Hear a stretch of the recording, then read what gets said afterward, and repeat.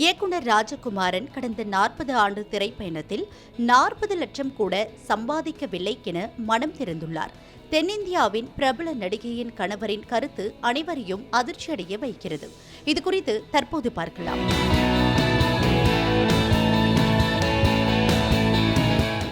September 15 திருச்சியில் பேரறிஞர் அண்ணாவின் பிறந்தநாள் மாநாடு. தலைவர் வைகோ மற்றும் இளந்தலைவர் துரை வைகோ MP அழைக்கிறார்கள். அணிதிரள்வோம், ஆர்ப்பரிப்போம், அங்கீகாரம் பெறுவோம்.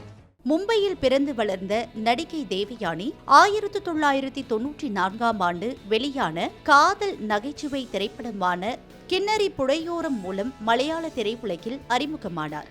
அவரது தாயார் கேரளாவை சேர்ந்தவர் என்பதால் மலையாள திரைப்படங்களில் அவரது அறிமுகத்திற்கு காரணமாக இருந்தது.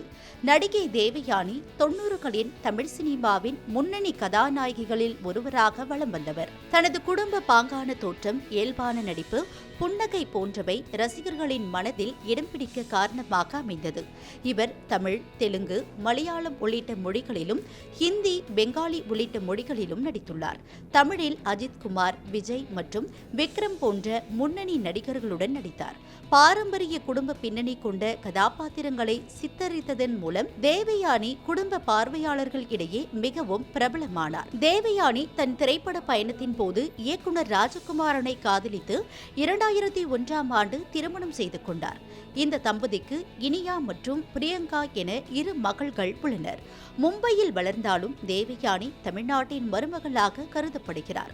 1999ஆம் ஆண்டு வெளியான நீ வருவாயன என்ற தமிழ் திரைப்படத்தின் மூலம் இயக்குநராக அறிமுகமானவர் ராஜகுமாரன். இந்த திரைப்படம் அவருக்கு மாநில விருதை பெற்று தந்தது. இயக்குநராவதற்கு முன்பு அவர் தமிழ் சினிமாவில் ஒரு குறுகிய நடிப்பு வாழ்க்கையை கொண்டிருந்தார். ஒரு சில படங்களில் சிறிய வேடங்களில் நடித்தார். தனது வருவாய் குறித்து ராஜகுமாரன் சமீபத்தில் கூறியது கவனத்தை ஈர்த்துள்ளது. தமிழ் சினிமாவில் எனது 40 ஆண்டுகளில் 40 லட்சம் ரூபாய் கூட சம்பாதிக்கவில்லை என தெரிவித்திருக்கிறார். 40 ஆண்டுகளுக்கு முன்பு அந்தியூர் என்ற கிராமத்தில் இருந்து வந்ததாகவும், வாழ்க்கைக்கு பல வழிகள் உள்ளன, ஆனால் இயற்கையான கலப்படமற்ற உணவை விற்பதில் அர்த்தமுள்ள ஒன்றை செய்ய விரும்பியதாக கூறியுள்ளார். சென்னையில் 40 ஆண்டுகள் வாழ்ந்த பிறகும் நான் 40 லட்சம் ரூபாய் கூட சம்பாதிக்கவில்லை என தெரிவித்திருக்கிறார். என்னை யாரும் விலைக்கு வாங்க முடியாது என்றும் தெரிவித்துள்ளார். ராஜகுமாரன் இப்போது தமிழ்நாட்டின் ஈரோடு மாவட்டத்தில் அமைந்துள்ள அந்தியூரில் தனது சொந்த பண்ணையை நடத்தி வருகிறார். அங்கு அவர் பெரிய அளவிலான விவசாயத்தில் தீவிரமாக ஈடுபட்டுள்ளார். தனது மூத்த மகள் இனியா சமீபத்தில் 12ஆம் வகுப்பு தேர்ச்சி பெற்று கல்லூரியில் சேர்ந்துள்ளார். ராஜகுமாரன் தனது திரைப்பட பயணத்தை மீண்டும் தொடங்கும் வகையில் ஸ்கிரிப்டை முடித்து விட்டதாகவும், இந்த திட்டத்தின் மூலம் இனியாவை திரைப்படத்துறைக்கு அறிமுகப்படுத்த திட்டமிட்டுள்ளதாகவும் கூறப்படுகிறது.